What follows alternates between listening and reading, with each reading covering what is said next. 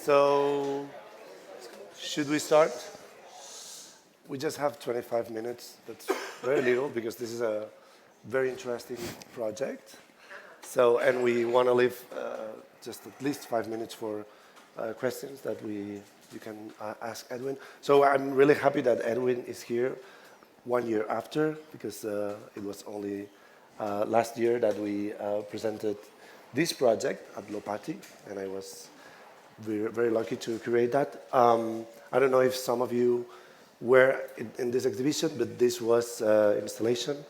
That was an installation combining synthesized sound, electronic-based sound, played through speakers, and also compressed air valves that would create this dialogue with space and sound, which is mainly what you do, I would say. I mean, it's what you've been doing for many years, creating this, sure, exploring the relationship between sound and space. And this was a fantastic example of that. It was composition, but here we have Edwin again, 1 year after, to present. I mean, would you like to say something about this piece in particular? No, I think we should. Okay, just go straight to the spiral of time, which is the work that Edwin has just presented at MACBA, the Museum of Contemporary Art in Barcelona. Presenting at the moment, yeah. But it was installed a few months ago, and this is a device that what does is, this is the device at the MACBA Square, Plaza Els Àngels, and what this does is it records a minute of sound every hour. Since the 17th of July last year. Okay, so yeah, almost a year. Almost a year now. Yeah. It's been this sound monitoring of the sound happening in this square. And then there's this interface, so to say, which you can look at and listen to in the webpage of Spiral of Time and the MACBA webpage. Do we have like the image for? Okay, because I think it makes sense that maybe we can play a bit with and now the interface itself. No. One moment. So the reason why it's called the Spiral of Time is because it looks like a spiral, and so basically every bit doesn't help of us. this. It doesn't work? No, it works, but I don't know. Wait a moment. It's still kind of gray. Why is it so gray? I don't know. So basically what you can do is organize your listening through time backwards. So you can create patterns of sound. For example, I want to listen every day at 10, or every Monday at 11, etc. And then you can also play with and adjust the parameters of the length of this, let's say, sonic sample, and also the length of the fade between one and the next one. So what you got is an exercise.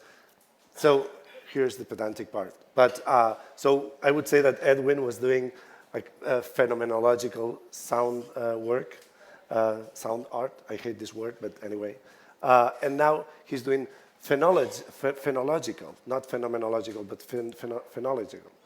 Because phenology is the science that study patterns in nature, mainly related with climate in animals. But this is a urban phenological exercise, I think. So it's still involving space and time, but in a very different way. So I think, is there like a turn here? And I feel like that. I feel like there's something new in this project that you've been working on for many years. And I feel that there's like a turn here, like something radically new in your work. Very good question. Should we explain the work a touch more and then dive into the question? Yes, I think it's very important that we listen to that, yeah. Yeah, so I'm going to explain it a little bit more. Also, it's installed at 2 locations now. So it's installed both at the Plaza dels Ángels outside of MACBA, And as a second location, I wanted to oppose the urban context with, well, yeah, a nature context, and I was thinking about what context is as much as possible nature, and maybe also a danger, and I was thinking about the Amazon. I've been looking for possible locations and collaborated with the Federal University of the Amazon in Brazil that have a protected part, and I've been installing a recording setup over there as well. So actually, there are two locations that I'm recording in parallel, and I'm still going to expand the project. But what about this? Yeah, so we see the interface here. This is the interface, the work integrated in the MACBA website. Yeah, so, and I will share with you the QR codes for both this website and also access to the Brazilian version. The whole idea here is that we have a 24-hour clock. So we have midnight on top, 6 o'clock in the morning on the right, noon on the bottom, 6 o'clock in the evening on the left. And we see a fragment of the recordings. And every slice that we see here is a 1-minute recording. And as Arnau explained, it's recording 1 minute of sound every hour. It's recording it at exactly the whole hour. So really when the hour starts, it's making this 1 minute recording. What I'm interested here is discovering and being able to make time and cycles in time perceivable. Yeah. So, what do I speak about then? I speak, for example, about day-night cycles. Yeah. But if we are in real time, a day-night change is way too slow for us to engage with it, to perceive it. Yeah. We are in the now, but we cannot. In the musical composition, well, we have musical examples of 24 hours and longer. But yeah, normally, if you want to perceive changes and deal with it, you make it a shorter duration. That's exactly what this interface allows us to do, because we can click anywhere, we can, okay, sorry, my screens are divided, so I'm going to, it's a bit more complicated. Yeah, we can navigate, here we see really the 6 o'clock in the morning on the 17th of July, that is the first recording. Yeah, we have the play pause button, but also we can click anywhere in the spiral, and if I click here, yeah, we start at 8 o'clock in the morning, and we should have sound, I hope. If the sound is... Yeah, we do.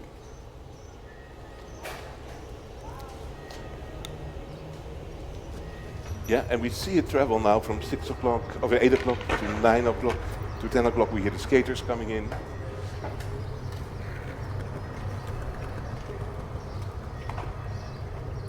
We're approaching noon. Yeah, and we are really traveling in time from one segment to the other. As Arnau also already quickly explained, all the time using my mouse, but here we can choose how much time of a segment we play, and we can actually jump from one segment to the other, or we can pause for it. Yeah? Small detail. But it also means that we can speed up everything completely. We can say, beautiful, let's make the crossfade nothing, and let's make the second beautiful nothing. Yeah, and we really go day, night, very quickly. And it's a completely different way of perceiving what's happening there. Yeah, I'm slowing it down again. But of course we could also play really the full segment, the full 60 seconds of sound. Here we have been time traveling in hours, so we played one segment and went 1 hour later to the next segment. But we can change that. And we can also change it while we are playing. If we go in days, it means that we don't go plus 1 hour, we go plus 1 day. 24 hours, okay. Yeah, plus 1 day.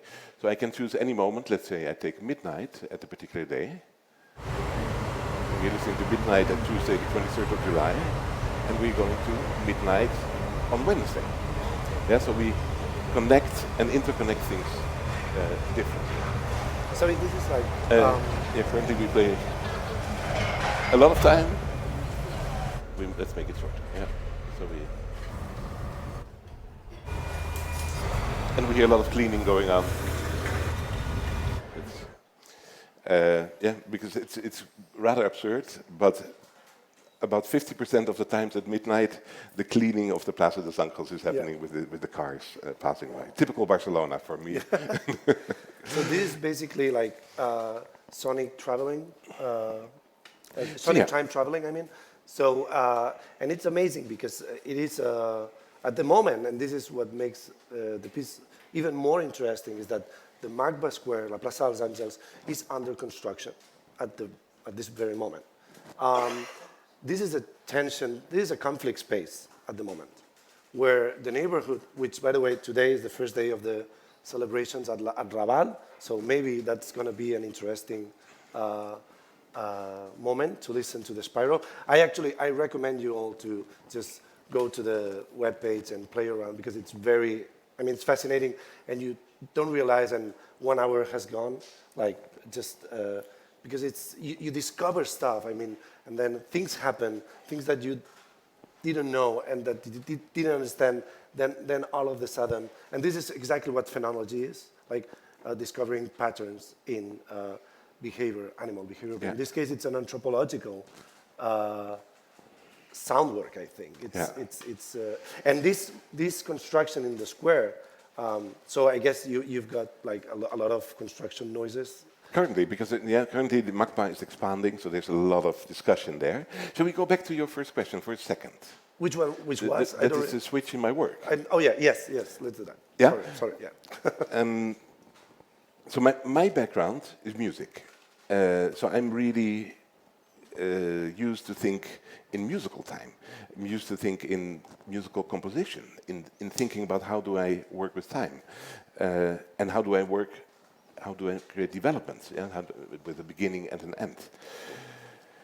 That's my origin. I have been exploring quite a bit of interactive works, but in interactive works, I always used to say it's wrong to think that the audience does something and that the work reacts to the audience, because then in a way you make a work that has to be able to deal with anything, but it's also a work that is then serving the audience. And I think the role of the work, also if it's an interactive work, in my opinion, should be stronger. So I always inverted that by saying, no. An interactive work is a work that makes the audience act, or even maybe forces them to act. So it's the work that does something that results in you as audience having to act, make choices, and then the work again, following up on that. The spatial sounds, 100 decibels at 100 kilometers an hour, is work together with magnífica is a very good example, curated by our dear Oscar years ago in Santa Monica Museum in Barcelona. But it's also a work that taught me a lot. But by going into the installation context and having a musical background, there's always this conflict of having a composition that has a beginning and an end, and an audience that comes in the middle. And we see that often in musea also with video pieces. How do you deal with that? Yes. So interactive works don't have that problem, but don't give you the control of composition. Then I've also a couple of pieces are generative, which are different, but also in the generative work I prefer to have developments and crescendos, decrescendos, and so that there's development. So this work, and there you're absolutely right, it has another focus because it's really studying time for the audience, but it's also where I put the exploration all the way in the hands of the audience. And that is a very, very big difference with more or less all of my other works, where I think all my other works are steering the audience in a certain way. It could be a compositional form, could be in an interactive format. This work, I hope, also steers, but steers by the contents, by what is recorded, by the very interesting combination of material that is in the locations, and that makes you curious and brings you further. But where you go, it's really up to the audience. And already by now, having 1 full year recorded of the Plaza des Ángels, there's so much material that in a way nobody can hear everything. Right. So that's also another aspect of it. But what I think is interesting is that in this piece, so of course it's about space and sound and time, but you get rid of the space actually. You can browse this from anywhere in the world, so you don't need to be physically in the space. So it's less physical, more political, more anthropological, I think. And this is radical, I think. if you look at your work in general, from the macro view. So regarding the MACBA square, I think it's very interesting because I believe you mentioned, okay, yes, you have skaters, but the space has been very much reduced for skaters. For now, yes. For now. And I believe you were mentioning that, okay, so since there's all these elements for the construction work, you get a lot more homeless people sleeping in little spaces that were not there before. So it's creating a new space, new human space. So you get like voices. Voice would be like a huge topic here because what you hear, what you understand, privacy, blah blah.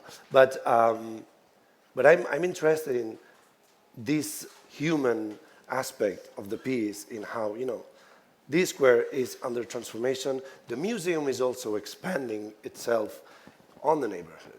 So this is, in a way, the museum listening to itself as a form of institutional critique kind of piece. But is it? I mean, do you think the museum is conscious of this? Are they like paying attention as an institution to that? Yeah, so what is interesting, I've been thinking about this, studying the museum a little bit. I know that I have a long history with this location and the context. So I'm very happy recording this in the work. It is great. But Elvira, the director of MACBA, she made a statement, a public statement, when she was appointed director, that she wanted to create a museum that listens. Right. Yeah, and listens to the neighborhood, listens to the context. That's a very complicated thing to do. Very much. Yeah, so beautiful words, very difficult thing. Yes. But that's what she saw in my work as well. So she thought that this was a work that could open that. Yeah. If the work would only be presented in the museum, I think it's very wrong. Yeah. So for me, it's important that if I record this location, it has to be, my work has to be accessible for everyone. Right. Yeah. So that's why it's so important that the work is online. Mm-hmm. Online also for all the other inhabitants, users of the square that might not enter the museum. Mm-hmm. Yeah. If that would not be the case, I would be very unhappy and probably would not be wanting to present the work. Yeah, because that's key. What's happening at the square is what the work is staging. Yeah, it's recording what happens, only 1 minute every hour, but still. It's very much. It's 1 minute, yeah, so it's quite a bit of time. And if people know that it's exactly o'clock when it starts recording, this might become a performative scene, kind of piece, where people could like declare something, scream, like present something. So it's a work, that could also be used by other people. Yeah. Yeah, and even used against the museum in a way. Or the city, or whatever, actually.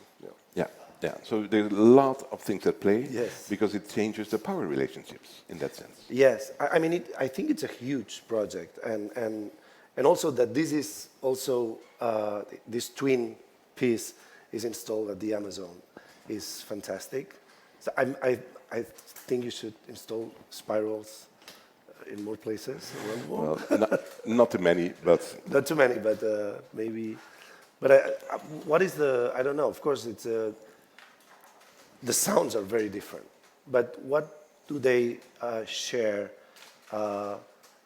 beyond the methodology or the process or the form of working? I mean, it's more about, because if you listen to the rainforest, then you get like this very clear rain moments, crickets, and it's a very it's more monotonous. I don't know what is your experience of listening to one and the other in contrast? How they differentiate? I mean, I would say they are happily enough very, very different from each other. Sure. Yeah, which is relatively obvious, but I think we should listen just a little bit. Yeah. I think that helps us. Actually, okay, maybe after that we listen to a bit, because it's only 5 minutes, and maybe we should open to questions. Of course. But but we can play like 1 minute. Yeah, so this is the other one. Let's just start it. So again, we're just playing 6 seconds and going to the next hour. You get rain every day, right? It's rain, very strong moments of rain almost every day. Not Puff Daddy here. No. There's a Puff Daddy hit in the Spiral in Barcelona, where you hear like the song. Yeah, in both locations, the recording quality is very high, and it really captures the space. So although, as you say, yeah, it's you listen remote, yeah, but if you have good headphones, you're really immersed in the location. The rain.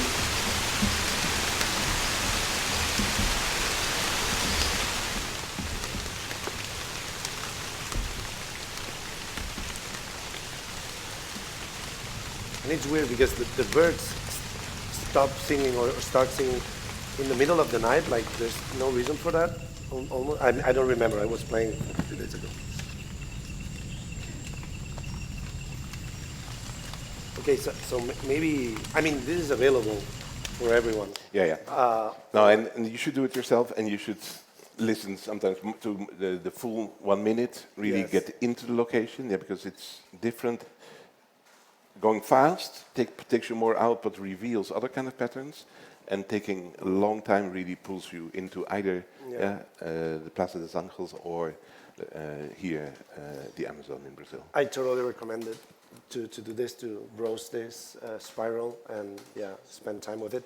So I don't know if are there any questions for Edwin about the piece?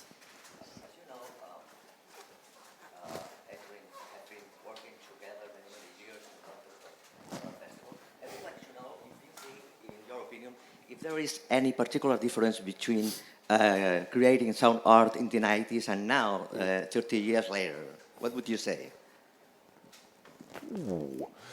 And I think so that's you're positioning it in sound art, and I think that same question we can also position it in media art maybe.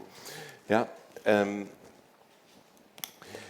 My work has always been very hybrid in using physical aspects, bodily aspects, tangibility, and at the same time the electronic and the digital. Yeah. But I do see, if you're asking how things are developing, I see that currently the physical, and in my opinion, that's wrong, the physical is getting less and less attention. Yeah? So we are more and more in the digital, more and more in the artificial. And I keep on thinking that the question, who are we in relation to this, and what is our body in relation to this, remains a very important one. Yeah? So that question is not so much in this work, but it's still in my current works. Yeah? And I'm still super interested in that question. But I think it's weird in this work. It's super present, actually. Okay. These are bodies you're listening to. True. I think, I don't know, but it's like listening from another. Yeah, but different. Yeah. So a lot of my works are about physicality, about presence, about and I use the digital very much, but at the same time, I think what my works have in common is that very often it seems almost as if even if we don't see anything here, as if we perceive something that is right here in this space, and that's unavoidable. Yeah. So I work with this presence, this unavoidableness very much. I think there was some other questions. One more, okay. I love that idea of the accessibility, but I'm also curious if you think that online experience reduces our experience because not everybody has good quality sound system at home or headphones. So what do you think about that? You think that? I mean, of course, you're right about that. The nice thing about this is, and you see also here the interface skills. It's portrait. It works super nice on a phone as well. It works super nice on old phones as well and old devices. Yeah. So this is something I've taken into account. So I've been testing this on an old iPhone 6s that I think is now more than 10 years old. it runs. Yeah, and I'm still using it as one of my... Yeah. And I'm still using it as one of my testing devices, yeah, while developing. So this I find very important, that it's, if I do this online, that it should also be available for people who don't have the latest devices. The headphone question is a more difficult one. Yeah, it's something that I don't get so much control over.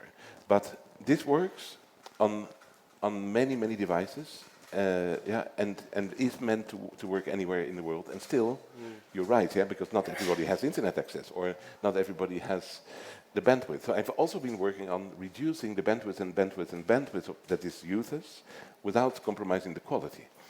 Yeah, so depending, for example, on the segment duration, you're not loading the full 1 minute, but much less, so that the data that it uses is less. Yeah, so a lot of things behind the scenes, but the imprint and accessibility have been important topics for me in the development of this work.